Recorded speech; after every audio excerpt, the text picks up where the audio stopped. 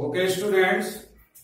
Now we are going to start application of semiconductors. In previous topic, electrical property of solids, you have studied about the conductors, insulators, and semiconductors. Okay. Now we are going to start application of semiconductor.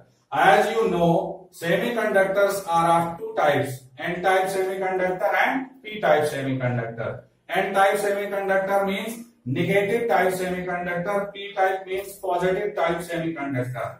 Actually, semiconductors are made up of group 14 elements, silicon and germanium. Due to having 4 electrons in their valence shell. Due to having 4 electrons in their valence shell, they shared all 4 electrons in their adjacent atoms and form covalent compound. Due to this property, not so much electrons are free. So, the conductivity of pure silicon and pure germanium is not so good. So, for the enhancing the conductivity of semiconductor, we add some impurity of other group element like 13 and like 15. When we add element of group 15, then N-type of semiconductor is formed, and when we add impurity of 13 group element like aluminium, gallium, then P-type of semiconductor is formed. Actually, 15 group element have 5 electrons in their valence shell, and out of 5, only 4 electrons participated in the formation of covalent bond, and 1 electron remain rest, and 1 electron is work as free electron, or you can say mobile electron, and due to having negative charge in free electron, such semiconductor is called N-type semiconductor. But when we add impurity of 13 group in semiconductor, then 13 group element having 3 electron in their valence shell, due to this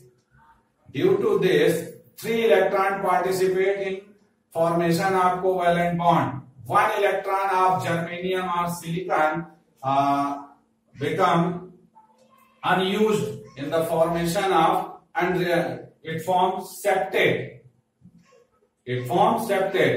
And atom required 1 electron to complete its octet. So 1 hole is created at that position. Okay, due to having hole, such type of semiconductor are called P-type or positive type of semiconductor. Okay, अब क्या होता है कि when combination of N-type and P-type semiconductor takes place, then diode form. ठीक है ना? Diode का formation N-type और P-type semiconductor से होता है.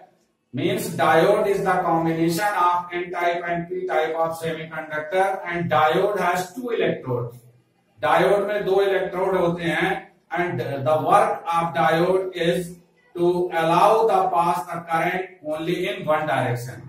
डायोड का काम क्या होता है? डायोड करंट को केवल एक ही डायरेक्शन में पास होने देता है, तो वो डायोड बनाए जाते हैं. ठीक है ना? उन्हीं में से कुछ diode as a rectifier use किए जाते हैं, उन्हीं में से कुछ डायोड एम्पलीफायर की तरह यूज किए जाते हैं. बात समझ में आ रही है? रेक्टिफायर क्या होते हैं? रेक्टिफायर वो डायोड होते हैं जो अल्टरनेटिंग करंट मींस एसी को डायरेक्ट करंट अर्थात डीसी में कन्वर्ट करते हैं. हमारे घरों में जो इलेक्ट्रिक सप्लाई आती है, that is alternating current, and when we use diode as a rectifier, then it convert alternating current into direct current.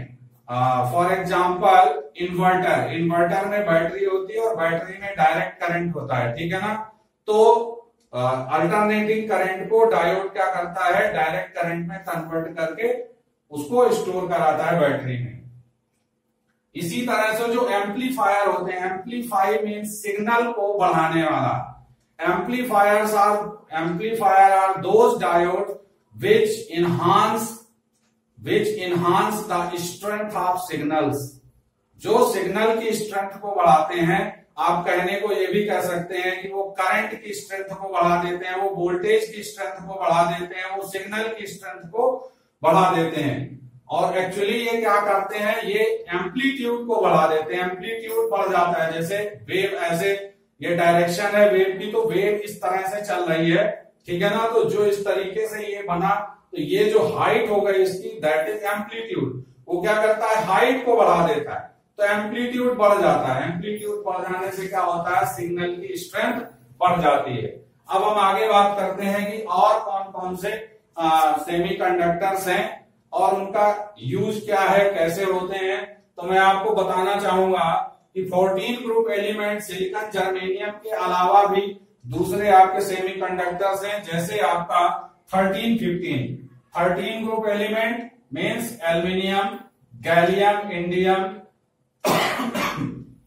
15 group elements means phosphorus, arsenic, ठीक है ना, फॉस्फोरस, आर्सेनिक, एंटीमनी, इनको यूज किया जाता है। तो इनके कॉम्बिनेशन से आप देखिए ALP, aluminium phosphide, aluminium 13 group, phosphorus 15 group, combination बन गया gallium arsenide, GaAs, Ga 13 group element, As 15 group element. जब GaAs के कॉम्बिनेशन की कंडक्टिविटी चेक की गई तो इसमें इसकी कंडक्टिविटी सिलिकॉन जर्मेनियम की कंडक्टिविटी के रेस्पेक्ट में बहुत ज्यादा मिली। तो यहां से जो वर्ल्ड ऑफ सेमीकंडक्टर्स है उसमें रिवोल्यूशनरी चेंज आ गया। फिर इसी तरह से 12-16 में देखा गया ZnS 12 ग्रुप के एलिमेंट कौन है, जिंक, कैडमियम, मरकरी। और 16 ग्रुप के एलिमेंट है सल्फर, सेलेनियम, टेल्यूरियम, ऑक्सीजन से स्टार्ट होता है ये, तो सल्फर, सेलेनियम, टेल्यूरियम इनका यूज किया जाता है। तो zinc sulphide, cadmium sulphide, mercury telluride, these are very good semiconductors, मतलब इनकी कंडक्टिविटी काफी अच्छी होती है।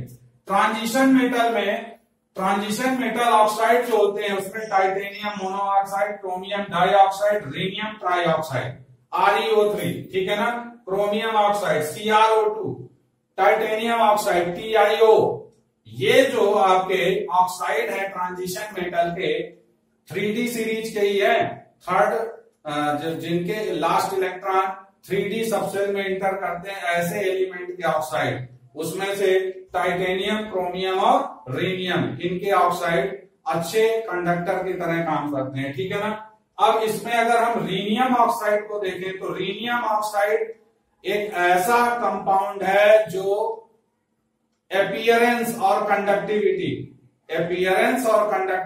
देखने में और उसकी वास्तव में कंडक्टिविटी कॉपर के इक्वल होती है, लगभग कॉपर के बराबर होती है। तो आप समझ सकते हैं कॉपर की conductivity 5.9 × 10⁷ ohm inverse metre inverse होती है।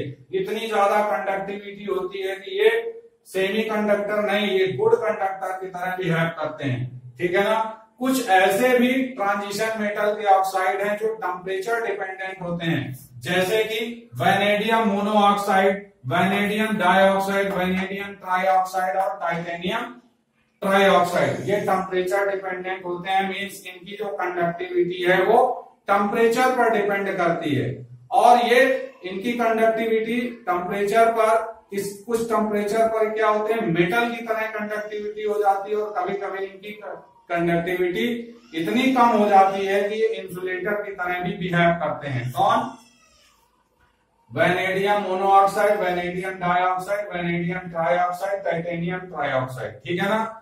उम्मीद है आप सभी बच्चों को ये सारे टॉपिक अच्छे से समझ में आ गए होंगे।